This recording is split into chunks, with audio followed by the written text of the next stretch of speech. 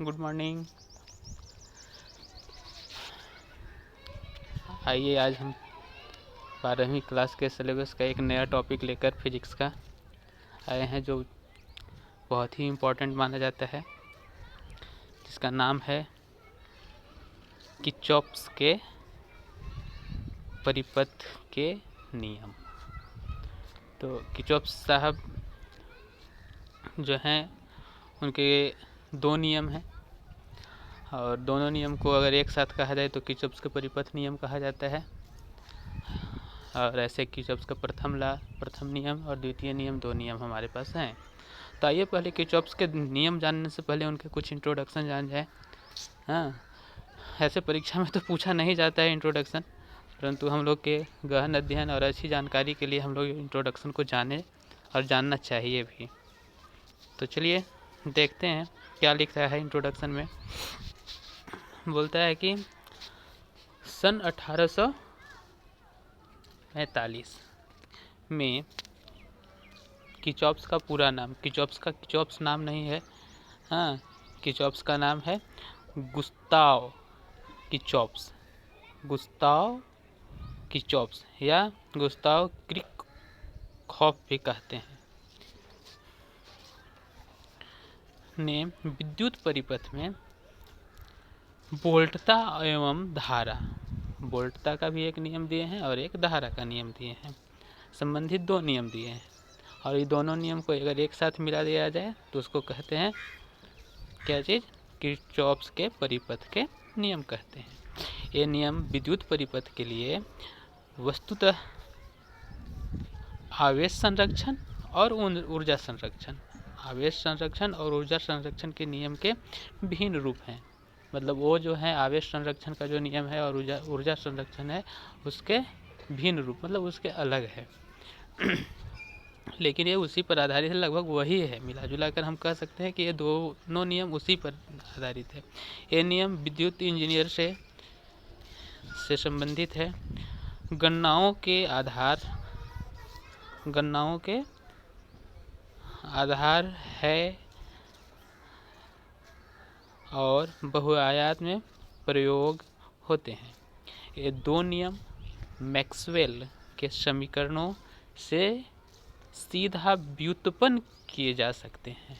हाँ, लेकिन बात ऐसी है कि मैक्सवेल के नियम से व्युत्पन्न संबंध स्थापित किया जा सकता है, रिलेशन किया जा सकता है, परंतु मैक्सवेल के नियम से पहले ही जो है किर्चॉफ्स महोदय जो है इसका प्रतिपादन कर दिए थे, इसका खोज कर दिए थे, इसको बता दिए थे। ये हैं हमारे मैक्सवेल सर। तो आइए मैक्सवेल का दोनों नियम के बारे में जाने पहले। तो मैक्सवेल का पहला नियम को हम लोग कहते हैं किर्चॉफ्स का धारा नियम। क्या कहते हैं? किर्चॉफ्स का धारा नियम। इसी को अंग्रेजी में कह सकते हैं किर्चॉफ्स, धारा को करेंट और नियम को लॉ, यानी कि इसको अगर कहते हैं KCL, यानी KCL नियम भी कह के हम लोग काम चला सकते हैं। तो चलिए देखते हैं इनका नियम क्या है। इनका कहना है कि मान लीजिए कोई एक क्या है, नोड्स है। मान लीजिए कोई एक पॉइंट्स है, मान लो यहाँ एक नोड्स है, हाँ, सपोज कर लो कि यहाँ एक नोड्स है। अब इस नोड से अगर धारा इधर से आ रही है, धारा इधर को जा रही है, हाँ, धारा इधर को निकल रही है, धारा इधर से आ रही है, इस तरह से मान लो इस नोड्स पर धारा आ रही है, निकल रही है, आ रही है, निकल रही है, इस तरह की बात हो रहे हैं। तो इनका कहना था कि किसी नोड्स पर अगर धाराएं आते हैं, मान लो इधर से आ रहे हैं, तो मान लो ये I1 है, ये I2 है, ये I3 है, ये I4 है, ये I5 है, ये I6 है, ये I7 है, धारा है ना। तो इनका कहना है कि आने वाली सारे धाराएं, यानी आने वाले सभी धाराओं का योग, हाँ, और निकलने वाली सभी धाराओं का योग दोनों बराबर होते हैं। क्या होते हैं? आने वाले सभी धाराओं का योग निकलने वाले सभी धाराओं के योग के बराबर होते हैं। किरचॉफ का पहला नियम है जो कि धारा से संबंधित है। हाँ, ये कह सकते हैं कि मान लीजिए कि हमारे पास इस तरह से हमारे पास ये नोट्स है, बीच वाला यहाँ ये जो है हमारा नोट्स है। हाँ, इधर से ये आ रहे हैं, ये भी आ रहा है, ये निकल रहा है, ये भी निकल रहा है। ठीक है, इसका नाम दे दिए हम I1, I2, I3, I4। तो उनका नियम था, जो नियम के अनुसार हम लोग कहना था, क्या था? देखो भाई कि किसी नोड या जंक्शन के तरफ, नोड या जंक्शन की तरफ बताया कि ये नोड या जंक्शन है हमारा, जाने वाले धाराओं का योग उस नोड से दूर जाने वाले धाराओं के योग के बराबर होता है। जस्ट अभी हम यही बात कर रहे थे कि मान लीजिए कि यही इधर निकल रहा है, इधर निकल रहा है, इधर से आ रहा है, इधर से आ रहा है। इसको हम लोग क्या कर रहे हैं? ये I1 है, ये I2 है, ये I3 है और ये I4 है। हाँ, तो हम लोग का कहना है कि आने वाली, तो केंद्र की ओर जा कौन कौन रहा है? तो एरोस को हम लोग को देखना है। तो ये वाला इधर से जा रहा है, ये वाला इधर से जा रहा है। इसको क्या नाम दिए हैं हम लोग? इसको कह दिए हैं, जाने वाला में इसका नाम हमारे पास है I1। हाँ, तो I1 को हम लोग कह सकते हैं कि इधर जा रहा है। हाँ, तो जा रहा है तो हो जाएगा I1। तो I1 तो लेकिन निकल रहा है, सॉरी, तो जा कौन रहा है केंद्र की ओर, जंक्शन की ओर? I2 जा रहा है, तो लिखेंगे I2 प्लस कौन जा रहा है? I3 जा रहा है, तो लिखेंगे I3। I2 प्लस I3 हो गया। तो कहता है कि अभी तो हो गया जंक्शन की ओर जाने वाली, बराबर होगा जंक्शन से निकलने वाली। तो निकल कौन रही है? I1 और I4।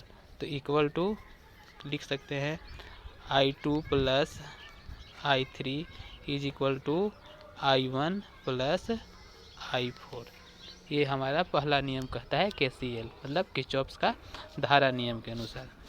ना, तो हम इस तरह से देख सकते हैं। यहाँ भी, यहाँ देखिए, यहाँ पे लिखा हुआ भी है, क्या है भाई? I1 प्लस I4 जो निकलने वाली है, I1 प्लस I4। हाँ, यहाँ है, और बराबर कौन है? जो आने वाली है, कौन? I2 plus I3। तो ये नियम कहता है किरचॉफ का। तो ऐसा नहीं कि सिर्फ 4 ही, हम बताए कि किसी जंक्शन पर, किसी पॉइंट्स पर, किसी नोड्स पर आने वाली सभी धाराएं मतलब बहुत सारे धाराएं आ सकते हैं, उन सभी धाराओं का योग जाने वाले सभी धाराओं के योग के बराबर होता है। तो इसको हम लोग कह सकते हैं, सभी मतलब सबों का योग। तो हम लोग कह सकते हैं इस नियम के अनुसार, यानी किरचॉफ के नियम के अनुसार, किरचॉफ के संधि नियम, इसी नियम को हम लोग कह सकते हैं संधि मतलब मिलन, यानी एक बिंदु पर मिल रहा है, इसलिए इसका संधि नियम भी कहते हैं। किरचॉफ का बिंदु नियम भी कहते हैं, किरचॉफ का जंक्शन नियम भी कहते हैं, और किरचॉफ का प्रथम नियम भी कहा जाता है। अगर इसे हम लोग मैथमेटिकल लिखना चाहें तो समेसन मतलब सम मतलब जोड़, समेसन कर सकते हैं कि आई के मतलब I1, I2, I3, I4, I5 अगर सबको जोड़ दिया जाए तो जैसे यहाँ दिया है हमारे पास, फिर से हम लोग देख लेते हैं यहाँ कि I1 है प्लस I2 है, सॉरी, यहाँ है I1 प्लस I4, इधर से जाएगा तो I2 minus I3 is equal to इधर का हो जाएगा 0। तो भाई I1, I2, I3 I3 सबका अगर जोड़ लें तो जो जंक्शन की ओर आने वाले हैं उसे पॉजिटिव कहते हैं, जंक्शन से जो निकलने वाली होती है उसे नेगेटिव कहते हैं। यानी कि जंक्शन की ओर जाने वाले धनात्मक और जंक्शन से निकलने वाले ऋणात्मक धारा होती है। तो अगर धनात्मक और ऋणात्मक सभी को जोड़ा जाए तो माइनस प्लस सारे मिलके क्या हो जाएंगे? 0 हो जाएंगे। तो इसलिए हम लोग मैथमेटिकली कह सकते हैं कि समेसन I के टेंस टू 1 to n, 1 से n मतलब जितना भी हो सारे नंबर्स को जोड़ेंगे तो हमको क्या मिलेगा? 0 मिलेगा। ठीक है, अब आगे चलते हैं।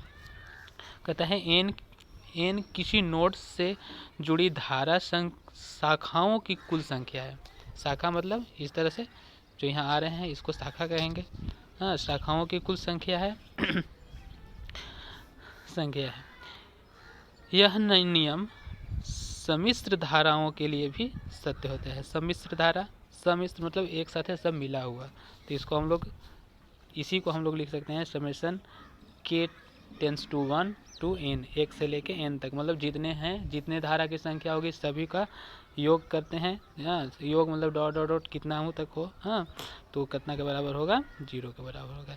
यह नियम आवेश के संरक्षण नियम पर आधारित है। अभी तुरंत जस्ट ऊपर इंट्रोडक्शन में बोले थे कि ऊर्जा संरक्षण के नियम पर, तो पूरा पूरा हम लोग कह नहीं सकते हैं, लेकिन ये आधारित उसी पर होता है। ऊर्जा संरक्षण के नियम क्या कहता है कि न तो ऊर्जा का विनाश किया जा सकता है और न ही उसे मतलब विखंडित, मतलब कुछ भी नहीं किया जा सकता। ऊर्जा है तो विद्यमान रहेगा, उसका रूपांतरण सिर्फ संभव है।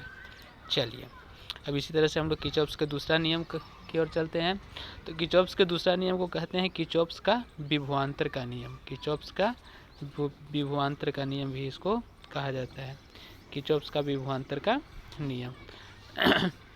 किर्चॉफ्स के विभवांतर नियम को हम लोग शॉर्ट में कह सकते हैं KVL। के मतलब किर्चॉफ्स, भी मतलब वोल्टेज और एल मतलब लॉ, यानी कि KVL शॉर्ट में कह सकते हैं। ऐसे इसका पूरा नाम हम लोग कहेंगे क्या चीज़, किर्चॉफ्स का विभवांतर नियम। किर्चॉफ्स का विभवांतर नियम। और विभवांतर मतलब विभव के बीच अंतर, विभवों के बीच अंतर। विभव, ओम्स लॉ हम लोग पढ़े हैं, ओम्स लॉ में हम लोग विभव जानते हैं, V बराबर क्या होता है IR, यानी कि यहाँ पर प्रतिरोध भी हमें मिलेगा। तो आइए हम लोग पहले उसका किर्चॉफ्स के नियम का पहले डायग्राम बनाकर देखें। डायग्राम में क्या कहता है, मान लीजिए देखिए दो गो रेजिस्टेंस ले लिए, प्रतिरोध ले लिया R1 और प्रतिरोध है हमारे पास R1, R2, R3, हाँ, और है हमारे पास R5। चलिए, यहाँ पे हम लोग प्रतिरोध ले लिए हैं, ABCD 3 जंक्शन बना दिए, 3 डॉट्स बना दिए हैं। अब उसमें हम लोग प्रतिरोध को जोड़ दिए हैं। जोड़ने के बाद हम लोग वोल्टेज दिए, तो वोल्टेज हमारे पास यहाँ R1 को मिला V1, R2 को मिला V2, R3 को मिला V3 और R5 को मिला V5। इस तरह से सभी को वोल्टेज भी मिल गया। तो अब उनका क्या कहना है, किनका, किर्चॉफ्स का क्या कहना था। किर्चॉफ्स का कहना था कि देखिए, जितना भी विभव होगा, जिस पॉइंट्स पर भी, जिस मान लो A पर निकालें, B पर निकालें, C पर निकालें, D पर निकालें, चाहे जहाँ भी निकालें, वहाँ का जितना भी विभव, विभव मतलब V1 plus V2 plus V3 plus V4 plus V5 plus dot dot dot Vn तक जितना भी हो, सभी को अगर हम लोग जोड़ेंगे तो योग कितना मिलेगा, 0 मिलेगा। हाँ, इसको हम लोग लूप नियम भी कहते हैं। हाँ, घूमते हुए ऐसे लूप नियम कहते हैं। क्या कहते हैं, लूप नियम। इस तरह से ये ऐसे घूम गया तो इसको लूप नियम कहते हैं, इस तरह से घूमकर। हाँ, देख लीजिए यहाँ से एक से ऐसे, तो ये लूप नियम हो गया, इसी को हम लोग लूप नियम भी कहते हैं। अब V1, V2, V3, V4 Kirchhoff's का कहना था कि जितना भी विभवांतर है उस सभी का योग जो होता है वो शून्य होता है। अब विभवांतर तो शून्य होता है, चलिए ठीक बात है। हाँ, तो उनका नियम तो को एक बार देख लीजिए। किसी धारा, हाँ, किसी घिरे लूप के परितः, परितः मतलब बाहर बाहर, यानी उसके साथ में बाहर बाहर करंट विभव बाहर बाहर थोड़ी चलता है, किसी भी परिपथ में, परिपथ में घूमता है। तो परितः सभी क्या चीज़, विभवांतर, विभव में अंतर, सभी विभवांतर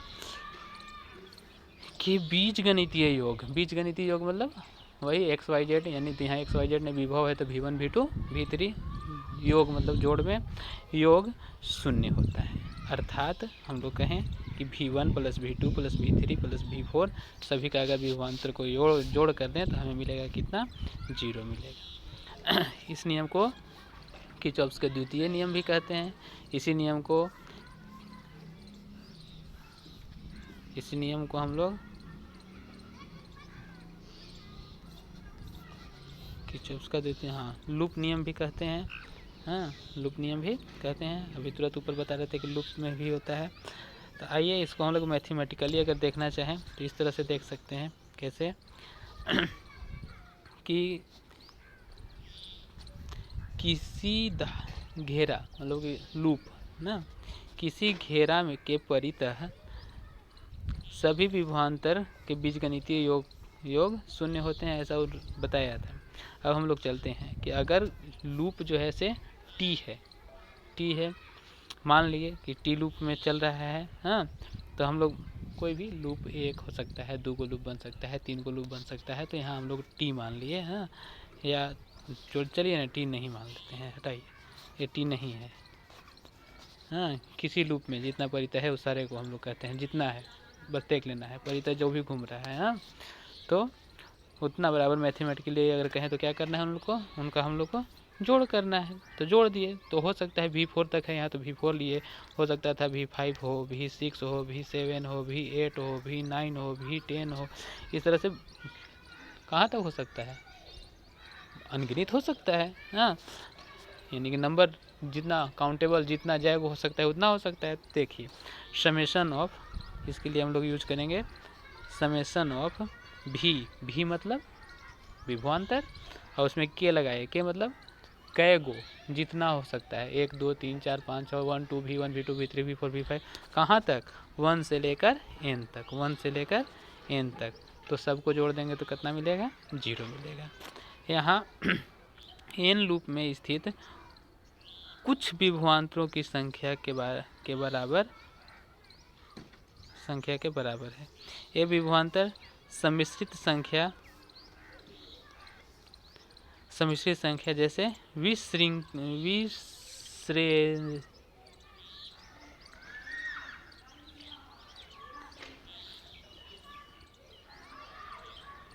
जैसा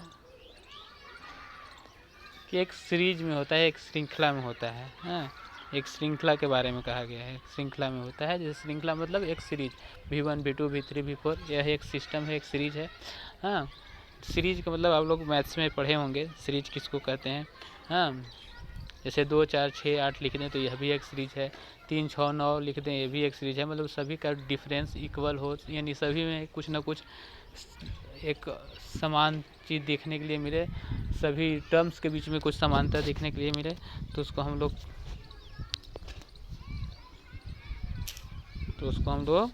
कहते हैं क्या चीज़, कि वो जो है सो सीरीज में है।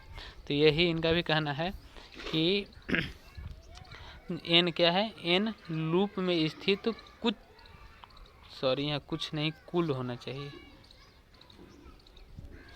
कुल विभवांतरों की संख्या, यहाँ थोड़ा सा सुधार लीजिएगा। हाँ, स्थित कुछ नहीं कुल विभवांतरों की संख्या को दर्शाता है। हाँ, तो 1 से लेके n तक। हाँ, तो भी k = 0 होता है, होता है। तो इस नियम को क्या कहते हैं, ऊर्जा संरक्षण के नियम पर आधारित है। यानी यह ऊर्जा संरक्षण के नियम पर आधारित है। और ऊपर वाला को हम लोग क्या बोले थे, यह किस पर, यह आवेश संरक्षण के नियम पर आधारित है। तो इसमें आवेश संरक्षित होता है और इसमें ऊर्जा संरक्षित होता है। हाँ, तो इस तरह से हम लोग कह सकते हैं कि किरचॉफ के ये 2 नियम हमारे पास है। ठीक है, तो आप लोग इसे नोट भी कर सकते हैं। हाँ, और देख भी सकते हैं। अगर स्पष्ट न दिखाई दे तो आप हमें कमेंट में बोलिएगा, हम इसका PDF भी आप लोगों को देंगे। चलिए, धन्यवाद।